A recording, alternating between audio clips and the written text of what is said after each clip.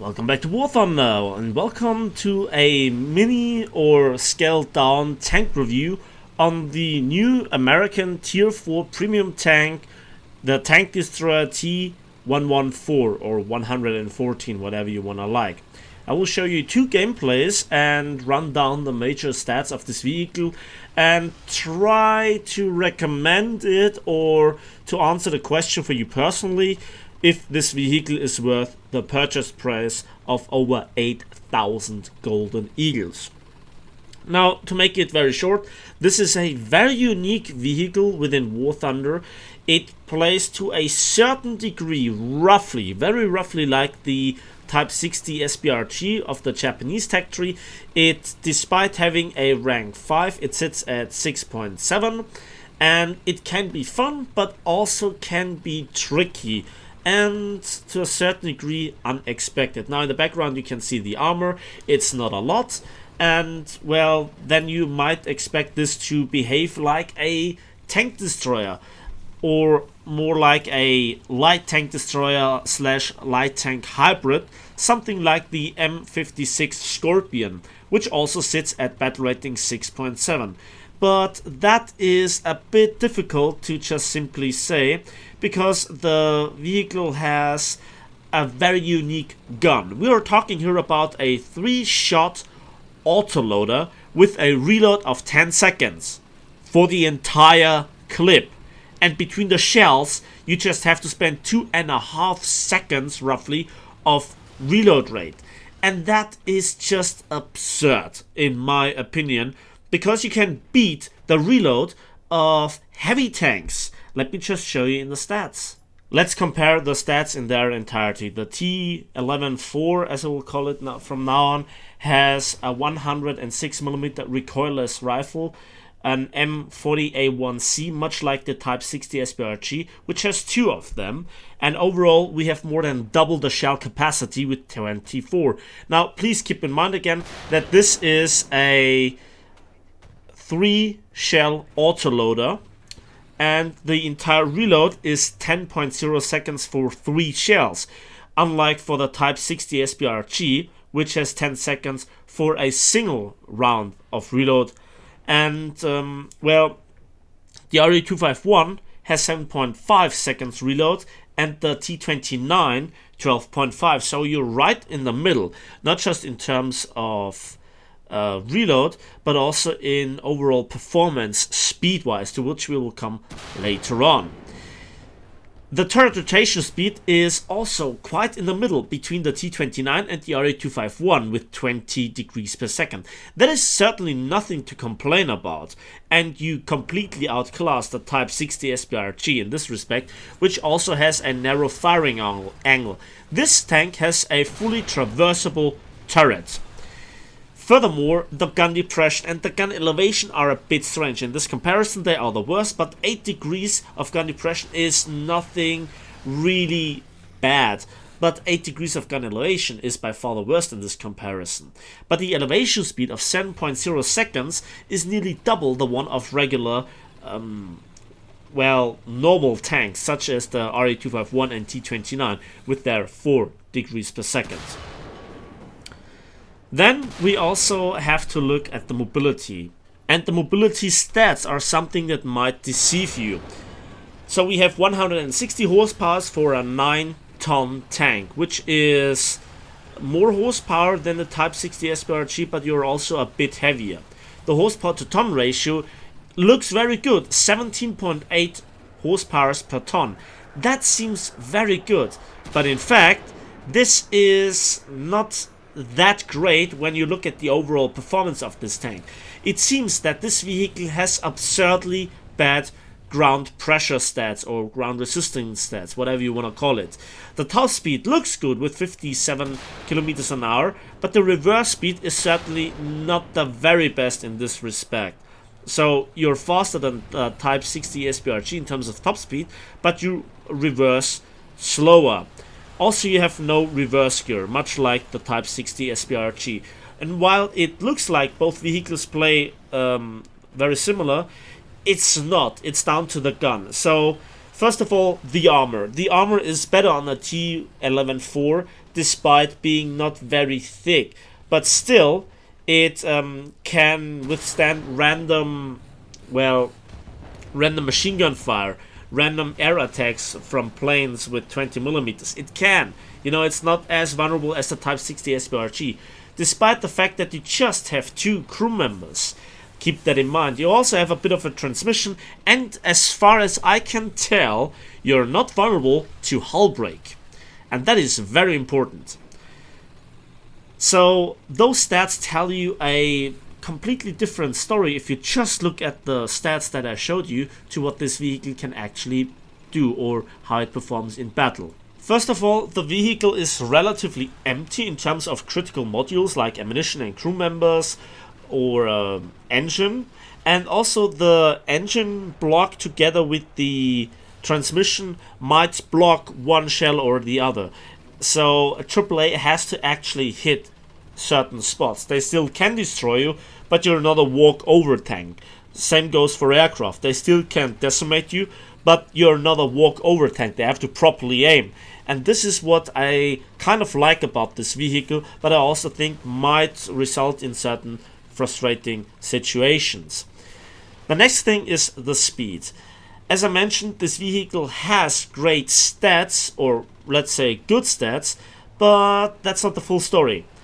On mud, or when you have to climb a hill or something like that, you feel slow. You feel relatively slow. Just on hard terrain or when it's going downhill, there is actually a point where you then suddenly feel like you're accelerating coming out of a slingshot. So you just don't have the ridiculous acceleration and retreating capabilities that the M56 Scorpion has, or that the Type 60 SPRG has. And then let's talk about the gun and its ammunition. And this leads to further power creep.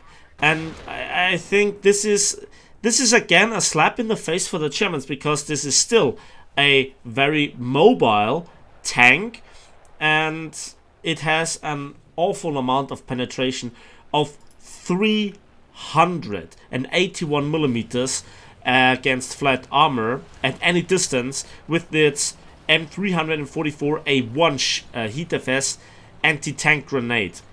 The master velocity is relatively slow with 502 meters per second, so you need to learn to aim, but you can miss your first shot, adjust the aim and range perfectly with your second shot, and then disable also the target further with your third shot.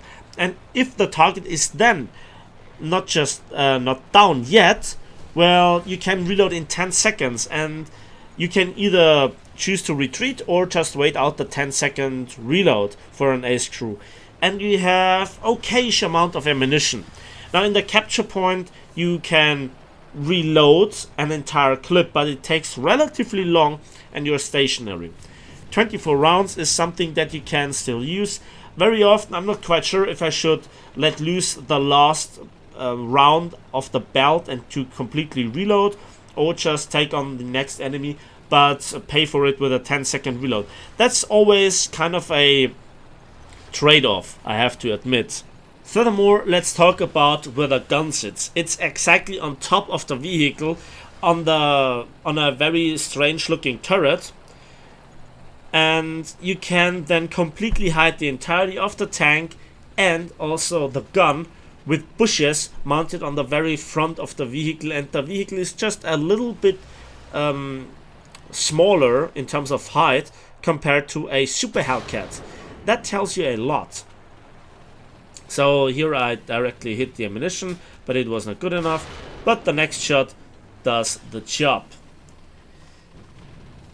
So that was my ace in this first gameplay, and spoiler alert, I survived the match. And now let's come to another part where I just cut out the rest of the match. And here comes the first surprise, because we have a great modification research point and vehicle research point income in terms of research points of 7,100 or 9,100 for the vehicle respectively. That is a good or very good research point income, but the silver line income is atrociously bad in my opinion for a premium vehicle. I looked it up, the stats, and indeed this vehicle has a 390% silver line modifier for a premium account instead of the 420% for a tier 5 premium vehicle, all of them at rank 5 for the USA. That is not very convincing. So it might be a good grinder, in my opinion, in terms of pure research points, but it's not very good for earning silver lines despite the ammunition being free. So I'm not quite sure what to think about that. You know, this is a tier 6 premium and it's relatively expensive. So you think, you know, you will also earn a lot of money. You don't. It's not just this game. There were many more games where I thought to myself, well, I'm missing like 10 to 15% of income. And when you think about this, this is a huge difference if you then also can afford to purchase the vehicle that you just researched. Now, on the other hand, the repair costs for this vehicle are really low. 2,260 silver lines. So you shoot 2 heat defense shells with an L7 gun and you spend more money on ammunition than for the repair costs of the entirety of the tank of the T114. That is strange, you know. I'm just saying. So this might, to a certain degree, make up for the lack of pure income. So the earning might be higher. And watch this engagement here against the RA251. He just shot. I take out his loader, and then I kind of charge him with 2 shots left. And you can see this vehicle does not really stick to the ground. It kind of slightly slides. He wants to rush me. He might have reloaded by now. I dunk the first shot into the sky, but before he can do anything, I take him out with the second shot. And many vehicles might have died right there because they don't have the reload. So it's very weird, to be honest. You feel like a very high caliber fast firing AAA. It's weird. And then you have this 10-second reload. The mobility is strange. How the actual playstyle plays out is strange. It's fun nevertheless. It's rewarding. I have good results overall, and I like that. But again, it's weird. So let's quickly summarize what this vehicle is about. We have an auto-loading gun with 3 rounds that also relatively quickly reloads when you compare it, for example, to the Cheery 2. It just has 2 crew members. The armor is not very strong, but saves you from random machine gun shots or heat defense shots. I have no idea where this shot came from. I should be dead by now, but that's okay. Your gun is not stabilized, so you have no stabilizer. Then the question is, do you want to up-tier this tank to get better results? Yes, because the heat is still very strong against the Russians, you know, except for the T-64A.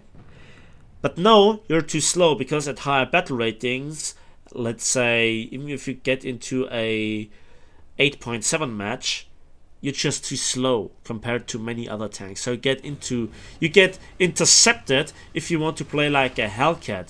You get intercepted if you want to play like an RE251.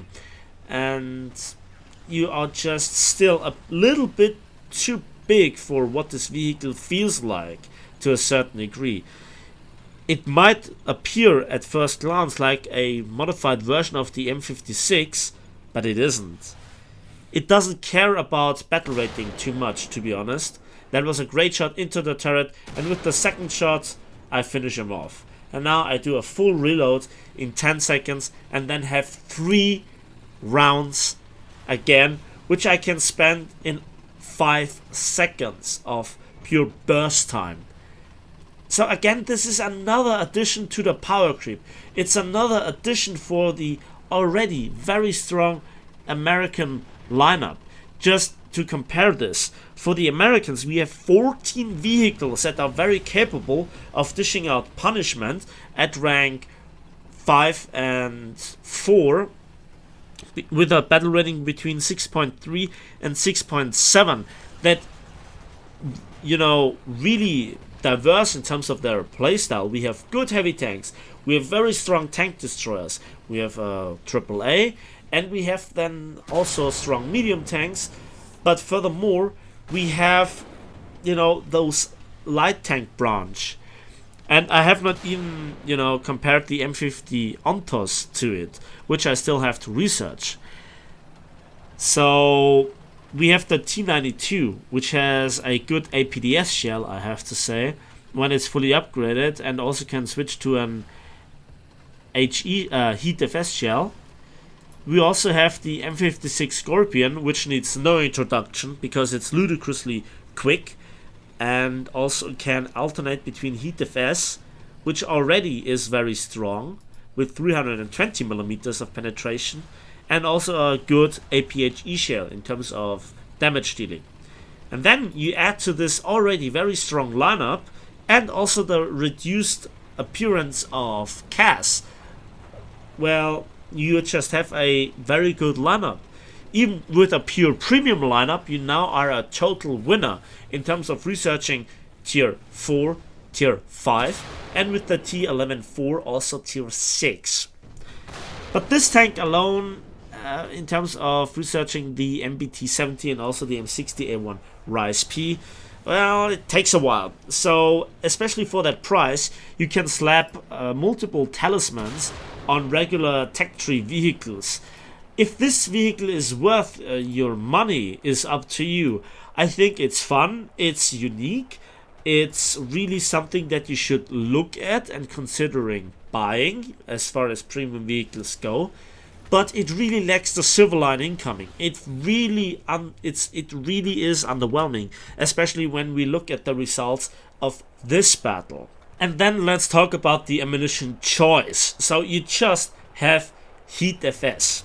The Heat FS is very strong. However, Heat FS always comes with drawbacks in terms of you can't shoot through woods, you can't shoot through buildings or fences, concrete walls, something like that. However, due to the autoloading mechanism and that you have such a short reload, you just can shoot the wall away, and before the enemy most likely can react, you can punish it with 2 more Heat FS shots. Your additional coaxial heavy machine gun, 50 caliber machine gun, it just shoots tracers and just seems to have a 10 round clip of ammunition. So also you can't reliably shoot down aircraft because of your poor gun elevation of just 8 degrees. It's a very mixed bag, so you don't have the full flavor of an overpowered vehicle, let's put it that way. Yet the vehicle just doesn't care about battle rating, so when you want to finish your enemies with a single Heat FS shot, you might consider to up-tier it. And also, I guess that also means it is capable of still joining your lineup at higher battle ratings above 6.7, something that not can really said about other premium vehicles in this respect. Furthermore, there is a possible trick with the reload. Now, when it comes down to dealing with the enemy, when there are enemies that know about your reload and your clip size of 3 rounds, you can potentially trick them by firing 2 shots and then just stay in position and try to lure them out with a 3rd shot that you don't have in the barrel, but they don't think that you are currently fully reloading. 10 seconds is still a long time when you're used to 2.5 seconds reload of the clip burst.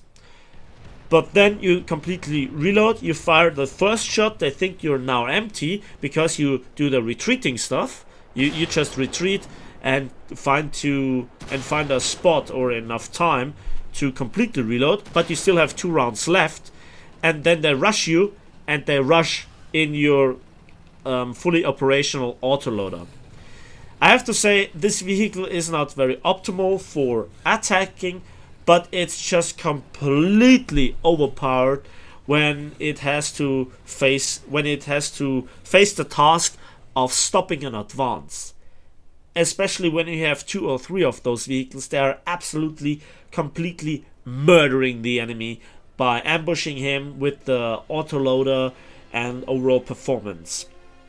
Again, keep in mind you can hide the entirety of the vehicle from the front with bushes. Even the gun is short enough because it's a rear mounted turret. And you also might be able to kind of side scrape. Don't quote me completely on that, but I've done it so far because I then could escape by driving forwards when I was shooting around a right hand side corner, so to speak. All that is still something that I have to further look into to show you more gameplay regarding those mentioned arguments. And I think, you know, this might not be the worst choice as your first tier 6 premium. And finally, let's have a quick look at the post-battle results. And as you could see, I again got a survivor medal. And that is something that again I highly respect as a reward. Again, look at this vehicle research.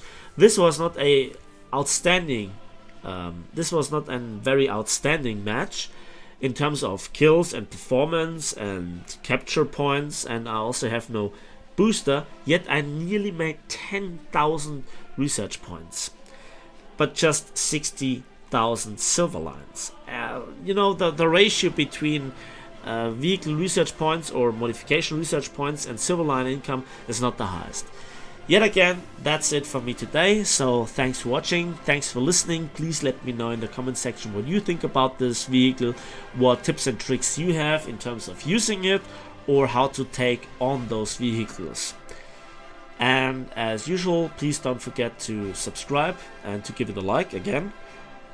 Furthermore, just wait for me to catch me in the skies and on the battlefields of War Thunder.